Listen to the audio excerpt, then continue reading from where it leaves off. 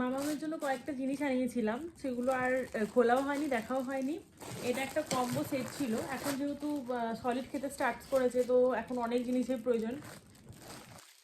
আর এগুলো খুবই দরকারি জিনিস। এই যে এটা 4টের একটা কম্বো ছিল, এটা অনলাইনে আনিয়েছি। তো প্রথমেই দেখাই, এই স্টিলের একটা স্টিলের একটা বোতল আছে। এখন তো একটু একটু করে জল দিই, যদিও এখন বোতলে জল দেওয়া স্টার্ট করিনি, বাট তাও এই বোতলটা স্টিলের। এই যে